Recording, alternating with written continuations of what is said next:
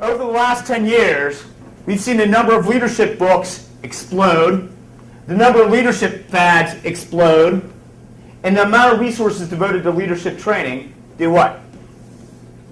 Explode in the last 10 years. But what's the quality of leadership then? We can, and this, it has either been like this or it's been this. Neither of them are this. How can you explain that? In the last 10 years, leadership fads increase, leadership resources increase, and leadership books increase, but the quality of leadership has stayed the same or gone down. How can you explain that?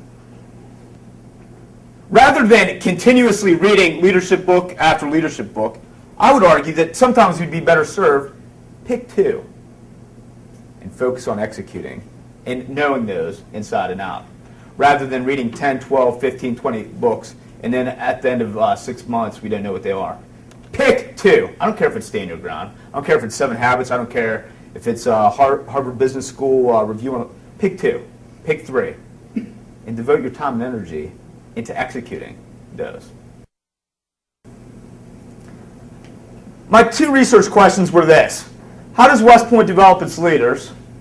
And number 2, can other individuals or organizations apply these principles effectively? The answer to the second question is an unequivocal yes. What I'm about to share with you today can apply to a Boy Scout troop, a high school class, a local government. You don't have to be a West Pointer to apply some of these principles today. Can you define leadership? I looked at 100 leadership books, about 100 leadership books, and they all were pretty similar with their definition of leadership. Providing purpose, direction, motivation, and application in order to accomplish the goal and improve the team or organization. What's different? What's different about this definition now? 99 other leadership books have something similar. What is different about this definition? To improve, the last 5 words, to improve the team or organization. Robert Nardelli. Anybody remember who Robert Nardelli is? Robert Nardelli was the CEO of Home Depot. Was the CEO of Home Depot. Let's pretend this is $1. If you took $1, he started in November of 2001. If you gave him $1 as an investor, 5 years later, what would that dollar be worth? 38 cents. No, $1. His return on investment over 6 years was zero. But he left with $210 million. He returned nothing to the investor, to the shareholder, but he left with $210 million. Where's improving the team or organization there? Why have we lost that? See, honorable leadership is much more than improving me, or benefiting me, or accomplishing the singular. It's about improving others as well. It seems like we have drifted away from that.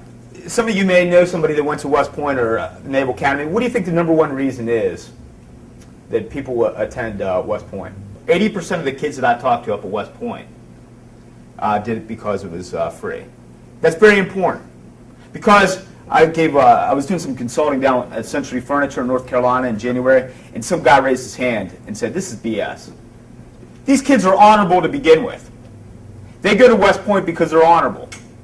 That's not the case at all. They go there because it's free. And actually, 80% of the kids that I interviewed admitted to lying, cheating, or stealing in high school.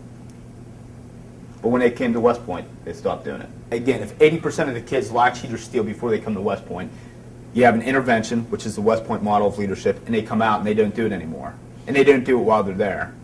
There's reasons, consequences, environment, okay? But I would argue, like racism, like other things, honor is a learned behavior. It's not God-given. At age 1, you aren't born honorable. See, in the end, the difference between great, good, and horrible leadership at any organization, any setting, is the B part of the model, leading with honor.